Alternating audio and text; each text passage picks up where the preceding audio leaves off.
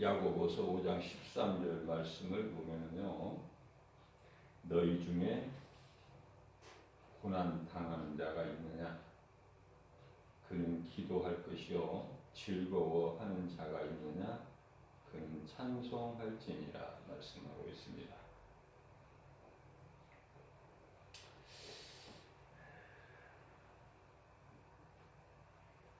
고난 중에는 병도 고난이에요.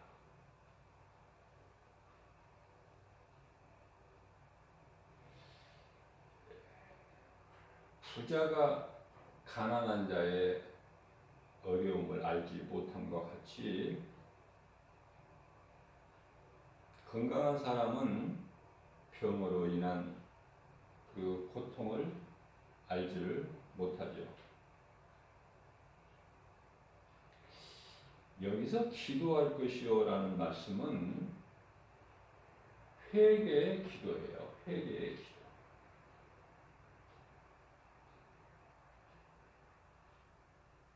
자, 회개의 기도는 누구를 위해서 기도하는 것이면은 중보 기도가 되겠지만은 회개 기도는 자신을 위한 기도예요. 회개 기도를 하는데 남을 위해서 기도할 수 있나요? 회개를 위한 기도는 자기 자신을 위한 기도다. 남을 위하여 기도하는 것은 중보 기도가 되는 거죠. 우리 예수님은 우리의 중보자 되셔요. 성령님은 우리를 도와주시는 보혜사로 우리의 모든 것을 도와주셔요. 기도까지도. 로마서 8장 26절이죠. 우리는 연약해서 무엇을 마땅히 어떻게 기도할 바를 알지 못하는 우리를 위하여 성령님이 우리 속에서 간구하고 계시죠. 자, 성령께서 우리를 위하여 간구하고 계신다고 해서 내가 기도하지 않으면 안 되죠. 내가 기도할 때에 도와주시는 거예요. 기도를. 하나님께 연락이 될 수 있도록. 내가 전혀 아무것도 안 하는데, 기도도 안 하는데 성령님이 다 해주시는 것이 아니라 내가 선을 행하려고 할 때 도와주시는 것이죠. 성령께서는 우리의 소원을 좋은 것으로 만족하게 해주실 뿐만 아니라 하나님 아버지의 그 기뻐하신 뜻을 우리에게 소원으로 두게 하시고 그것을 행하게 하신 이는 성령이시다고 빌립보서 2장 13절에서 말씀을 하고 있습니다. 회개는요, 남을 위한 중보 기도는 다음이에요. 먼저는 나를 위한 회개 기도가, 또 감사 기도가, 나를 위한 기도가 먼저 중요하죠. 내가 잘 되고 내 속에 선한 것이 있어야 내가 남에게 유익이 되고 남을 위해서 줄 수가 있고 기도까지도 중보할 수가 있어요.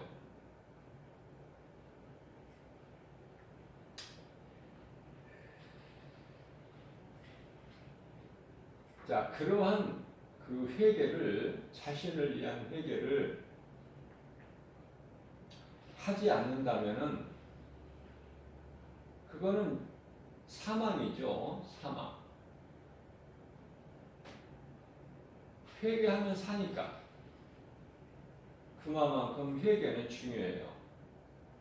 그러면 회개를 빨리 하면 빨리 할수록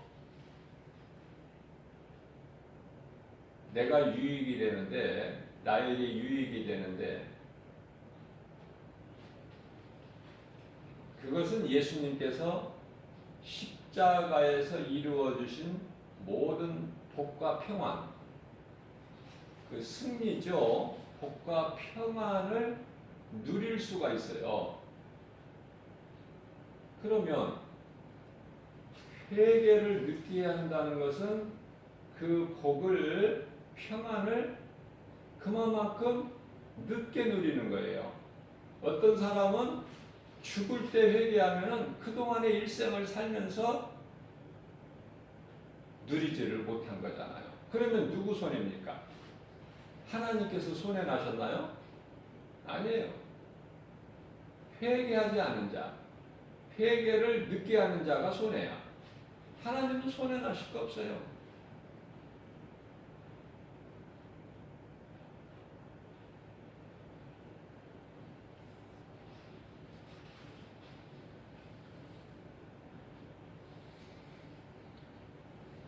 이어서 야고보서 5장 14절 말씀을 보게 되면 너희 중에 병든 자가 있느냐.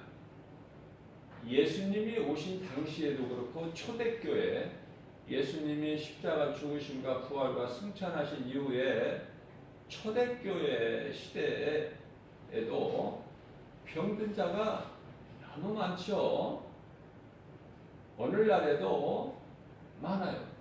오늘날에는 그때보다 이제 인구도 많지만은 병도 많아. 병.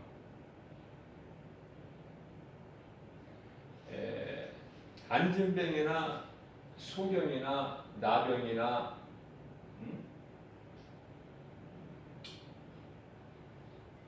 중풍병이나 성경적으로 보게 되면은 그때 당시에는 그러한 병들이 있음을 우리가 알 수가 있는데요. 오늘날에 보게 되면은 그 정도가 더 심하죠.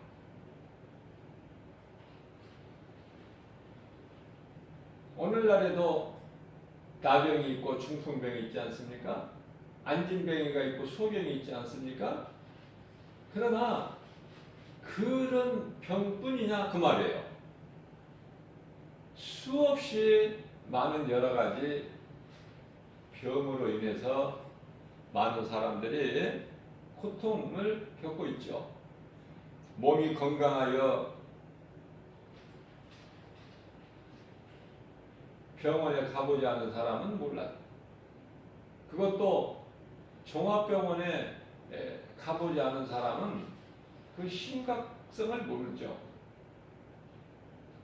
오늘날 종합병원에 가보게 되면은 정말 발 들일 틈이 없어요. 지옥이 따로 없죠. 지옥이.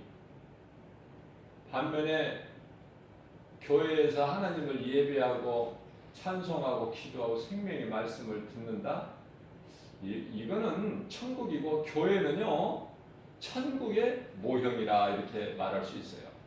교회같이 좋은 게 어디 있습니까? 교회. 그저 교회다 하면은 사람이 손으로 지은 건물을 교회라고 말하지만은 교회의 의미는 예수님 몸이에요. 예수님 몸. 그래서 교회는 좋은 거예요.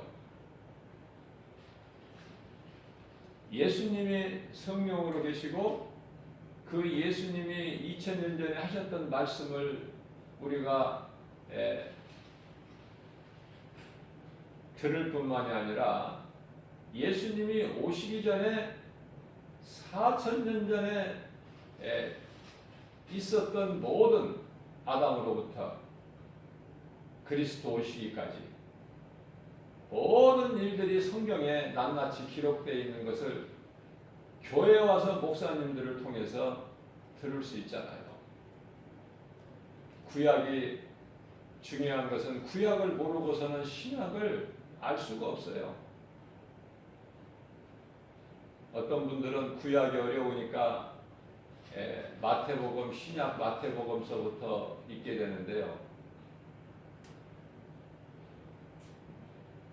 성경은 마태복음에서부터 시작된 것이 아니라 창세기서부터 시작이 됐기 때문에 시작인 창세기서를 읽지를 않고 그 믿음이 없다면, 창세기에 믿음이 없다면은 결코 성경이 열려지지가 않아요. 저는 제가 체험을 했기 때문에 여러분들에게 가르치고 전하는 거예요. 저는 창세기서를 수없이 읽었어요. 읽으면 읽을수록 놀라운 것을 발견하고 깨닫게 되고, 사모하는 자에게 성령께서 그만큼 감동 주셔서 알게 하시니까. 우리가 성경을 안다는 것은 지극히 깨알같이 작은 것을 아는 것이죠. 피조물은 하나님의 놀라우신 창조의 섭리를 어떻게 압니까? 피조물이. 진흙이 어떻게 토기장의 마음을 알 수 있어요? 그러나 우리는 하나님께서 알게 해주시고 또 보여주시고 깨닫게 해주시는 것만 우리가 알 뿐이에요.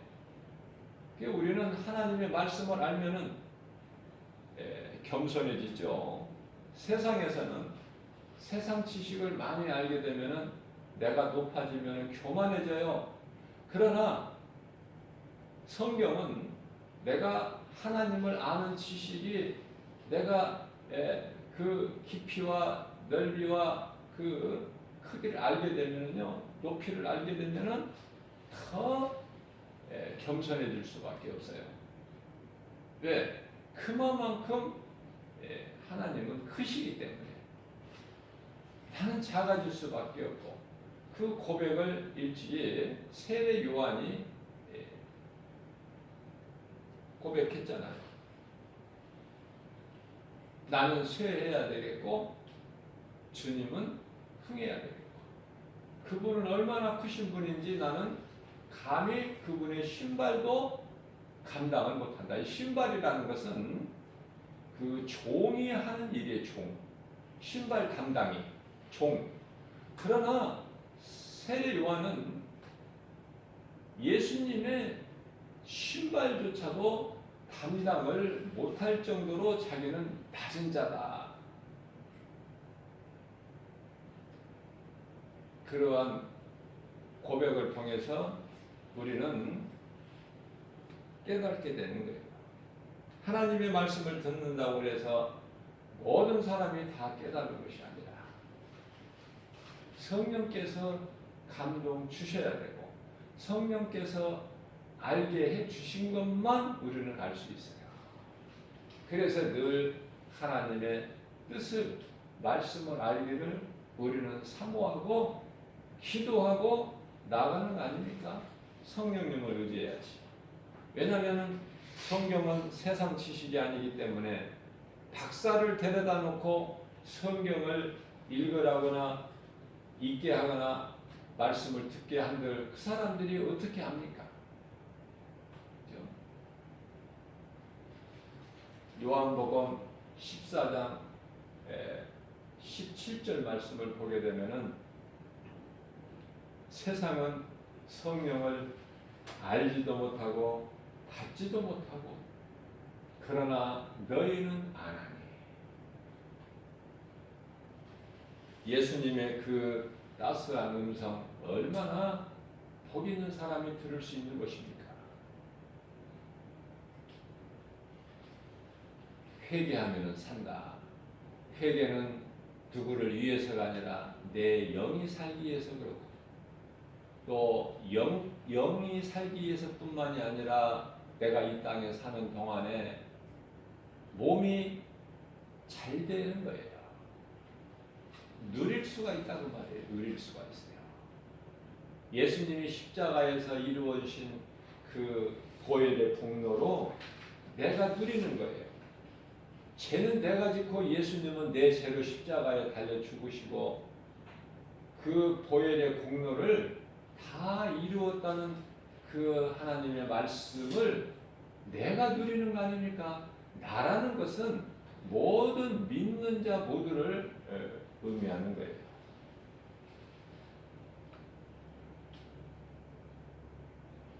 아무리 부모가 자식을 사랑한다고 해도 자식이 예수를 믿지 않는 그 자식을 위해서 우리는 그 자식을 살릴 수 있는 기도를 해줄 수가 없어요. 그건 하나님의 뜻이고 말씀이에요.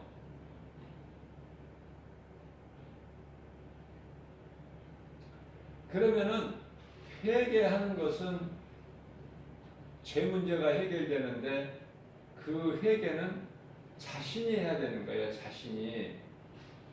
부모라도 대신 해줄 수가 없어요. 그러면은 그 부모가 해줄 수 있는 것은 어떤 것에 대한 기도를 해줄 수 있는가? 예수를 그리스도로 믿는, 회개하고 죄사함을 받고 예수를 그리스도로 믿는 자가 이 죄 쓴뿌리 때문에 범하는 그런 그 죄에 대해서 중보기도 해줄 수 있어요.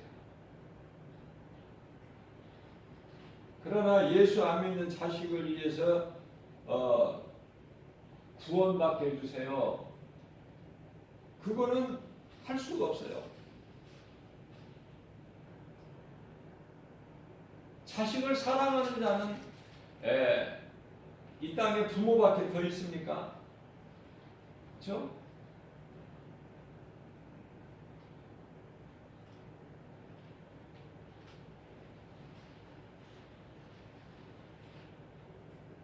세상에는 법이 있어요. 하나님께만 법이 있는 것이 아니라 세상도 법이 있다. 만일에 법이 없다고 한번 생각해 보세요. 그 무질서 속에서 살 수가 있나?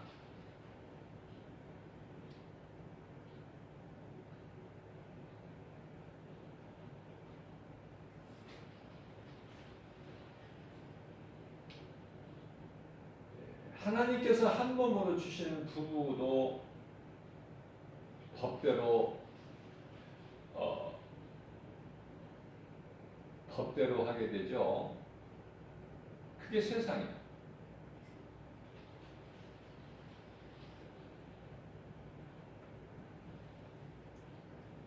남편이 그 아내의 핸드폰을 좀 확인하는 과정에서 아내가 달라고 막 뺏으려고 그래요.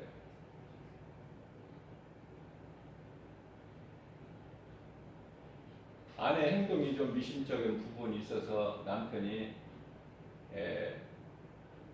의심하는 마음으로 확인하기 위해서 아내의 핸드폰을 뺏어서 확인하는 과정에서 아내가 그것을 뺏으려고 하는데 남편이 힘이 센데 뺏깁니까? 그러니까 그 과정에서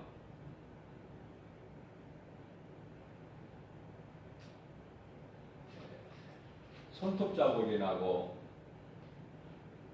또 손가락 마디가 다쳤는데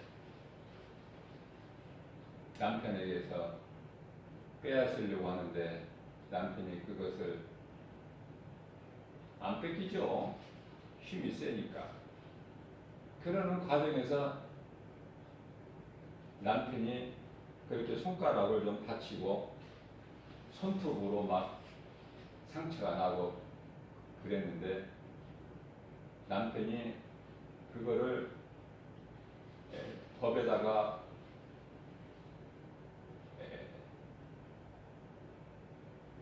고소를 했는데요. 법원에서 판결 난 것이 아주 참 아이러니한데 벌금 70만 원이 선고됐어요. 아내에게 70만 원을 주라. 아내 돈이 따로 있고 남편 돈이 따로 있으니까 에피소드 아닙니까 이거는? 그러니까 그렇다는 거예요 법이. 그러면서 70만 원이 판결이 나되 아내에게 줘라. 아니 남편에게 줘라. 그 판결이 났지만은 뭐 주고 받고 어디 있어? 한 몸인데 부부가 70만 원 아내가 남편을 주고 뭐 그렇다는 것이죠 법은. 그러니까 법이라는 것은 그냥 넘어가는 게 없어. 지극히 작은 거라도. 그러면서 70만 원 판결을 판사가 하면서 그 유예 선고를 한 거예요. 그러니까 70만 원을 줘야 마땅하나 죗값은 70만 원이나 아내가 남편에게 70만 원을 줘야 되지만 남편에게 그렇게 상처를 냈으니까 손톱 자국이 되고 핸드폰을 뺏으려다가 또 이 손가락 마디가 또 조금 다치고 70만 원 판결을 했으나 주지 않아도 된다. 유예 선고가 됐는데요.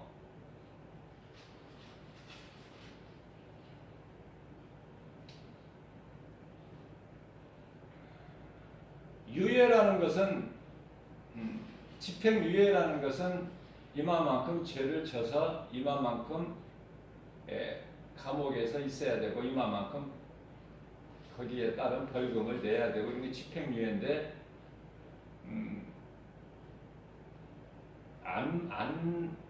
그 구속이 안 되고 그 뭐랄까 2년 예를 들면 1년 집행유예다 그러면 1년 동안에 아무 일 없으면 없어져 버리는 거야 그냥 그 죄가.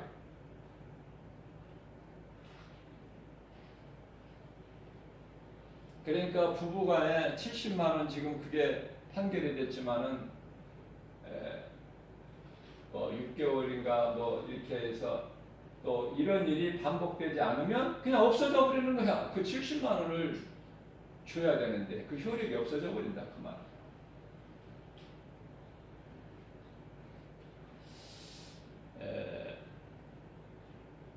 한 몸으로 살라고 하나님께서 남자와 여자를 만남을 주시고 부부가 되면은 이제 한 몸이 되고 한 가정을 이루고 살게 되는데 그 속에서 또 이제 자녀가 또 태어나게 되고 그러면은 그 부모 속에서 나온 자녀가 또 부모 사랑이 대단하죠? 자식 사랑하지 않는 부모가 있나요? 그러나 아무리 남편이 아내를 사랑하고 부모가 자식을 사랑한다 한들 그 사랑은 한계가 있는 거예요. 한계가. 서로가 잘 돼야 돼. 부부가 두 사람 중에서 한 사람이 병들어서 일찍 죽게 되면은 그 남은 부부 가운데 한 사람이 그거 안 죽게 할 수 있나요? 병들면은 안 아프게 어떻게 해? 한계에 부딪힌다고 말해요.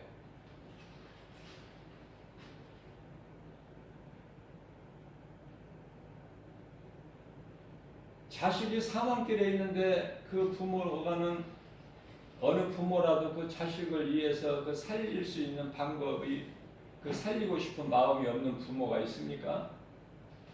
그러나 그 부모 마음대로 되는 게 아니잖아요. 한계가 있다고 말이에요. 한계가. 그런데요. 우리 하나님은 전능자시라서 창조주의 모든 걸 다 하실 수 있는데 한 가지 못 하시는 거가 있어. 성경을 보면. 한 가지 못 하시는 것이 성령을 거역하는 거야. 마태복음 12장 31절에서 32절. 성령을 거역하는데 다시 말하면 복음을 외면하거나 복음을 거부하는 자. 이건 하나님 뜻을 못 살려. 이건 무슨 말씀이냐면은 부모가 자식을 사랑해도 그 자식이 자식 스스로 자신이 생명을 얻는 이 회개를 하지 않으면은 부모가 그 예수 안 믿는 자식을 어떻게 살릴 수 있어요? 하나님도 못 하시는 거를. 이 말씀 잘 깨달아야 돼요. 이게 무슨 말씀이지? 그러시면서 요한일서 5장 16절 말씀을 보게 되면은 죄가 사망에 이르는 죄가 있고 사망에 이르지 아니하는 죄가 있다고 말씀하시면서 사망에 이르는 죄라는 것은 회개하지 아니한 죄인데 그 죄를 말하는 건데요. 원죄를 아담으로부터 내려온 그 죄인데요. 그 죄를 위하여 기도하지 마라. 그거는 기도해도 되질 않는다. 자식을 아무리 사랑해도 그 자식이 예수를 안 믿는데 회개 안 하는데 그 자식은 살 수가 없다는 거예요. 그러니까 부모라도 남편이라도 아내라도 그 예수를 믿지 않는 자의 영혼을 살릴 수 있는 그 기도는 헛된 거니까 하지 말라는 말씀이 있어요. 그러나 회개하고 죄 문제를 해결받고 예수 그리스도를 믿는 자가 다윗같이 베드로같이 부지 중에 시험 들어서 죄를 지을 수가 있잖아요.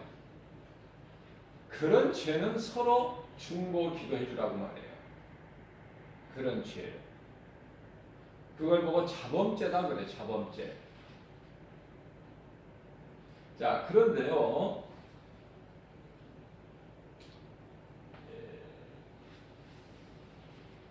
야고보서 5장 14절 말씀을 보게 되면은 너희 중에 병든 자가 있으면 그 병든 자는 이제 교회의 장로들을 초청해서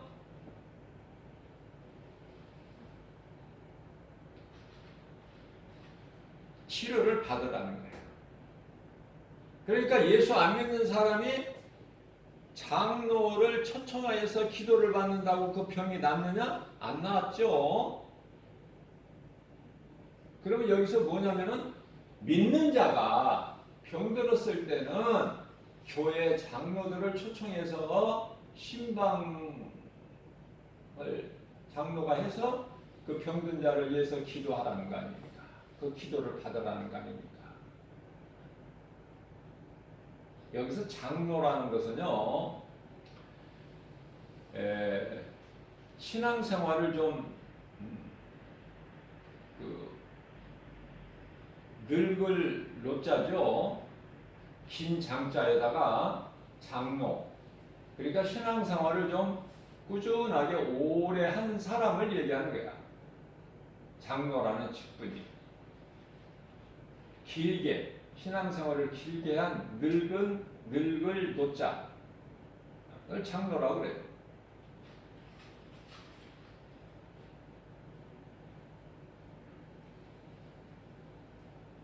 왜 그러냐면 모든 죄가 인간에게 있는 모든 문제가 죄에서 와요. 죄에서. 그러니까 병도 죄로 인하여 온다. 죄로. 물론 이제 몸으로 사는 생명이 다 돼서 이제 죽을 때는 병들어서 죽죠. 병이 안 들고도 저절로 인생을 마치는 경우도 있지만은 대부분이 병이 들어서 죽어요. 그런 경우는 말고 아직 죽을 때가 아닌데 병들었을 때는 교회 장로들을 초청해서 치료를 받으라는 거예요. 그러면은 어떤 결과가 나오냐면은 야고보서 5장 16절 말씀을 보게 되면은 죄로 인하여 온, 아직 죽을 때가 안 됐는데 죄로 인하여 온 여러 가지 병이 있을 거 아니에요? 그렇게 되면은 16절 말씀에서 의인의 간구는 역사하심이 크다, 이 말씀이 있는데요. 의인의 간구는, 의인이라는 것은 예수님 한 분밖에 없어요. 그러면은 성경에서 왜 믿는 자를 의인이라고 하느냐면은 그냥 이제 의롭다 함을 얻는 거예요. 깨끗하다. 누구에게? 예수님께 인정받는 거예요.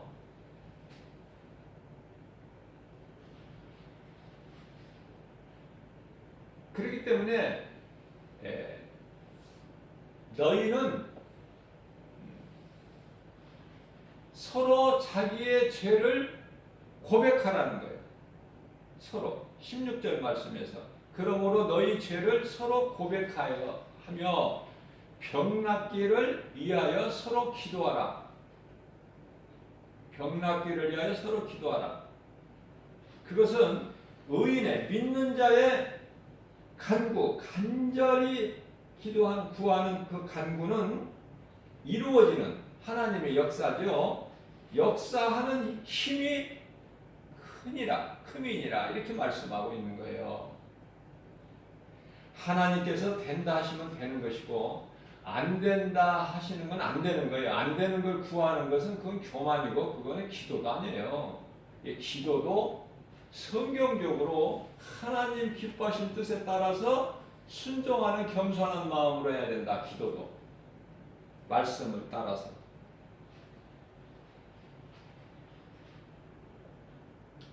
우리가 예수님께서 마태복음 26장 41절에서 너희는 시험에 들지 않도록 깨어있으라 그러시잖아요. 깨어있다는 것은 말씀 기억하고 깨어있으라는 거예요. 말씀 기억하고.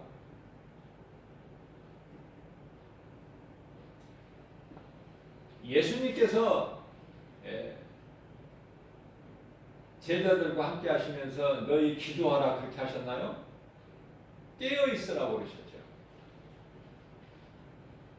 그러면은 기도는 언제 해야 돼요? 예수님께서 십자가에 달려 죽으시고 부활하시고 승천하신 그 이후에는 하나님이 예수 그리스도께서 영광 받으신 이후에는 이제 기도해야 돼요. 이제 너희는 지금까지는 기도하지 않았지만 이제는 구하라 그러시잖아요. 예수님께서 구하라 이제는. 그러면 누가 주신다는 거야? 그리스도 예수님께서. 때로는 또 아버지께 구하라 그렇게 말씀하시는데 그 아버지가 예수님이시다니까요.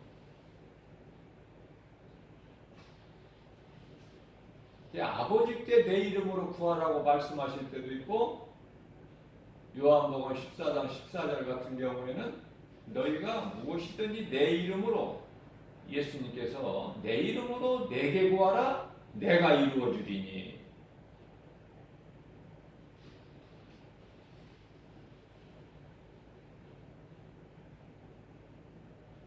우리가 성경적으로 보게 되면은 의인이 죄를 짓는 사람들이 가장 대표적인 예가 누구예요? 다윗 아닙니까? 다윗이 크게 하나님께 범죄했죠. 2번이나. 또 베드로잖아요. 예수님을 모른다고 나는 그런 예수 알지도 못한다. 네가 사람을 잘못 봤다. 그렇게 부인해버리잖아요. 예수님을 모른다고 부인하는 죄보다 더 큰 죄가 있어요. 그러나 베드로는 이미 예수님의 은혜로 말미암아 모든 걸 다 버리고 예수를 믿고 따르므로 하나님의 은혜로 이미 죄 깨끗하게 된 거예요. 예수님께서 인정하셨어요. 요한복음 13장 10절에서 목욕한 자는 발밖에 있을 것이 없다.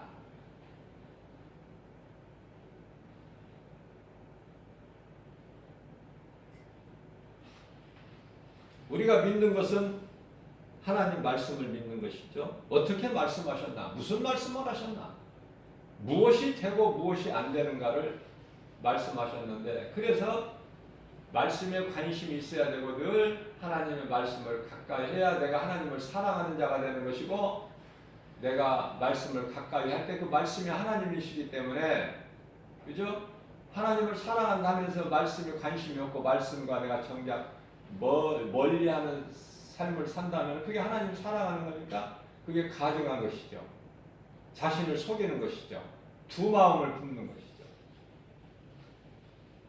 베드로전서 4장 12절 13절 말씀을 보게 되면은 너희를 연단하려고 오는 너희에게 오는 불시험을 이상한 일이 당하는 것 같이 여기지 말라. 그러시면서 너희가 그리스도의 고난에 참여하는 것으로 오히려 기뻐하라는 거 아닙니까? 우리 예수님께서 기뻐하라.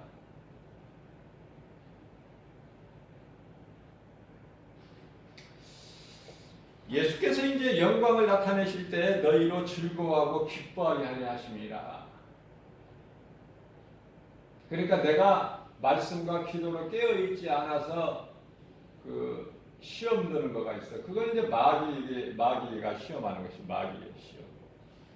그러나 하나님께서는 우리를 연단하시려고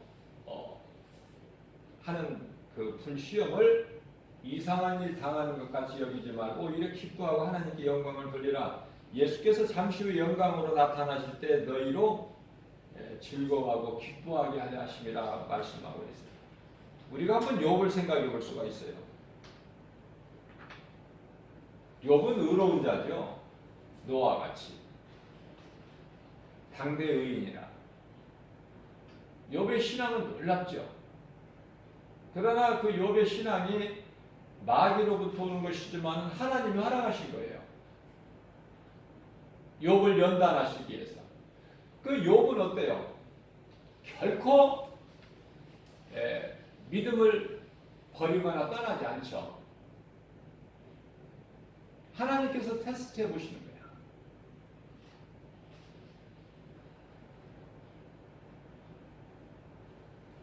그러니까 우리가 예수 그리스도를 구주로 믿는 믿음은 죽음까지도 불사하고 죽음은 죽으리라. 에스더서 4장 16절 죽음은 죽으리라. 그 신앙 가지고 끝까지 믿는 것이죠.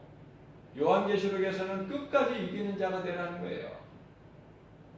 요한계시록 3장 11절에서는 내가 가진 그 면류관을 누구에게도 빼앗기지 마라. 끝까지 이기는 자는 성전의 기둥이 되리니. 요한계시록 2장 7절 말씀에서는 끝까지 이기는 자는 하나님의 나라의 낙원에 있는 생명나무 열매를 먹게 된다는 거 아닙니까? 그러나 말은 쉽지만은 그 믿음을 지키기가 그렇게 쉽지가 않아요. 다 환난 앞에, 다 시험 환난 앞에 다 넘어져 버려. 다 세상과 타협하고 내가 살려고 해. 예수를 부인해 내가 살기 위해서. 믿음은 지키는 것이 중요하다. 믿는 것도 먼저 중요하지만은 내가 믿는 예수를 정말 내가 그 믿음을 떠나지 않아야 된다. 자, 믿으면은 평안함만 있으면 좋은데 믿는다고 모든 것이 다 평안만 있느냐 그 말이에요. 우리가 이 세상의 몸으로 살 동안에 여러 가지 고난이 와요. 그러나 이 다윗은 이런 고난이 유익이라는 거야. 고난이 없어서는 안 된다는 거예요. 고난이 없이는 내가 이와 같이 될 수가 없다는 것을 깨달은 거예요, 다윗은. 그래서 시편의 119편의 71절에서 고난당한 것이 내게 유익이라.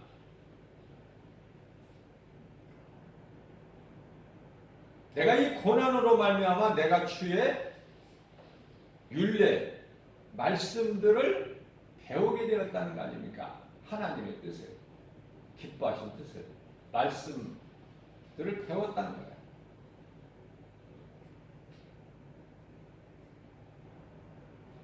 뿐만 아니라 시편의 119편의 11절에서는 내가 주님께 범죄하지 아니하려고 하나님의 말씀을 내 속에 두었나이다. 이런 고백을 해요. 얼마나 아름답고 이쁜 고백입니까? 하나님이 들으실 때, 하나님이 보실 때. 그런 다윗을 본받아야 돼, 우리는.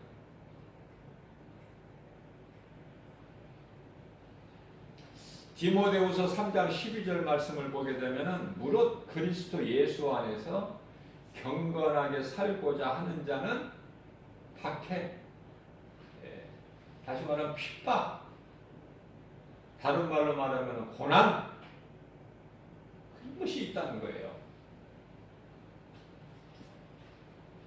멸시받고 천대받고 고난당하고 핍박받고 박해당하는 그런 일이 있다는 거예요. 그건 당연한 거예요. 자, 그러면은 모든 문제 해결되신 예수님의 말씀을 우리는 때마다 힘들 때, 고난 가운데 있을 때 기억하고 내 입으로 시인해야 되는데요. 그래서 성령의 도우심으로 내가 위로를 받고 독수리 같은 새 힘을 얻어서 나가는 것이죠. 하나님께로. 엘리야가 노뎀나무 아래 앉아서 낙심하고 있을 때, 죽기를 원하고 있을 때, 죽는 것이 내 마음대로 되는 것이 아니라고 사도 바울이 일찍이 깨닫고 고린도후서 5장 8절에서 고백했잖아요. 생명 주관자는 예수님께 있으니까 예수님이 이제 오라고 부르실 때까지는 그냥 주님을 위해서 살아가는 거예요. 그게 사도 바울 아닙니까? 우리에게 가장 친근감이 있고 지금 우리가 오늘날이 살아가는 마지막 시대에 이 사도들의 그 신앙, 특히 그 사도 바울 가장 늦게 예수님 제자가 됐지만 그 어떤 제자보다도 가장 주를 위해서 일을 많이 한, 그러나 내가 한 것이 아니라 이거는 다 성령께서 하셨다. 그러시면서 요한계시록 12장 15장 10절에서 내가 나된 것은 주님의 은혜다. 하나님께 영광을 돌리잖아요. 그 아름다운 신앙. 우리는 이 마지막 시대를 살면서 사도 바울의 신앙을 본받아야 된다. 자, 이와 같이 내가 예수 그리스도를 구주로 믿고 제 문제가 다 해결됐는데도 이와 같이 세상에서 여러 가지 사방으로 우겨싸임을 당하는 거 아닙니까? 그러나 결코 당하지 않는다. 내 믿음만 더 잘하게 된다. 말씀의 능력으로 내게 주어진 환경이나 고난을 이기고 나갈 때, 그것을 밟고 나가버릴 때 내 믿음은 더 아픈 만큼 성장한다는 거 아닙니까? 그러면 우리가 모든 문제 해결자 되신 예수님, 십자가에서 다 이루어주신 요한복음 19장 30절 말씀을 우리가 잘 알고 있듯이 예수님께서 십자가에서 다 이루어주셨는데 어떤 말씀을 우리가 기억하고 암송해야 될까? 바로 이사야서 53장 5절 말씀이에요. 이사야서 53장 5절 말씀. 내가 고난 중에 있을 때, 힘들 때, 어려움 당할 때, 멸시천대 받을 때, 환경이 답답할 때, 이 말씀을 기억하고 암송하는 거 아닙니까? 암송은 입으로 시인하는 거잖아요. 내 마음속에 있는 내가 믿는 하나님 말씀을 암송하는 거예요. 입으로 시인하는 거 아닙니까? 어떤 말씀이에요? 그가 찔림은 우리의 허물 때문이요, 그가 상함은 우리의 죄악 때문이라. 그가 징계를 받음으로 우리가 평화를 누리고 그가 채찍에 맞음으로 우리는 나음을 얻었다. 얻을 것이 아니라 얻었다. 아, 예수님께서 찔림으로 우리는 모든 죄와 허물이 깨끗하게 됐다. 예수님께서 채찍에 맞음으로 우리는 나았구나. 이 말씀에 선포됐고 선포되는 말씀이 믿음으로 내 속에 들어와 있고 그 말씀을 내가 기억하고 암송하고 입으로 시인할 때 치료가 임하는 거 아닙니까? 이거보다 더 큰 믿음이 어디 있어요? 누구를 통하고 말 것도 없어요. 믿음이 연약한 자가 누구의 도움을 받고 하는 것이지. 내가 믿음이 어느 정도 자라게 되면은 예수님과의 나와의 직접적인 관계, 1대1 관계, 1대1 누구 뭐 중보자 필요 없어. 예수님께서 베드로전서 2장 9절에서 너희는 택하신 족속의 왕 같은 제사장들이여 거룩한 나라여 그의 소유된 백성이니 이는 너희를 어두운 가운데서 불러내어 그 귀한 빛으로 들어가게 하신 이의 아름다운 덕을 선포하게 하려 하심이라. 말씀 선포하셨잖아요. 올해는 이제 제사장이잖아요. 누가 필요해? 필요한 것은 목사나 장로가 필요한 도움이 필요한 것은 어린아이 신앙, 어린아이 신앙.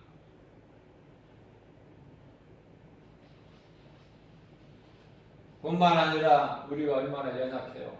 우리 연약함을 예수님이 아시죠. 그래서 마태복음 8장 17절 말씀을 보게 되면은 예수께서 우리의 연약함과 모든 질병까지 다 짊어지시고 십자가에 못 박아버리셨다는 거 아닙니까?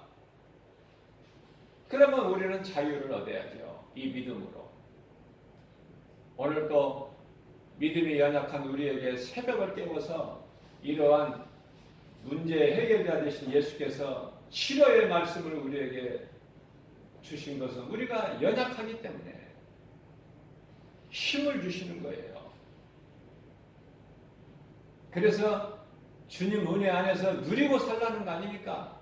고생하지 말고 누리고 살아라. 그것이 우리 예수님의 기뻐하신 뜻이에요. 깨닫고 누리고 살아야 된다. 회개하고 예수 그리스도 안에서 누리고 살아야 된다.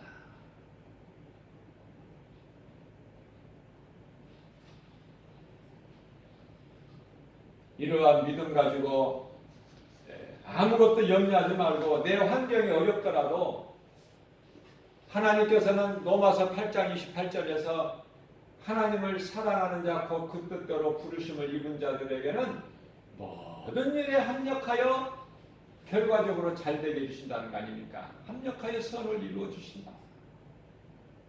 이러한 믿음 가지고 우리 주님 바라보고 주 안에서 말씀의 능력으로 누리고 사는 행복자의 삶을 사는 승리자의 삶, 승리자가 되는 저와 여러분들 되시기를 주님의 이름으로 축복합니다.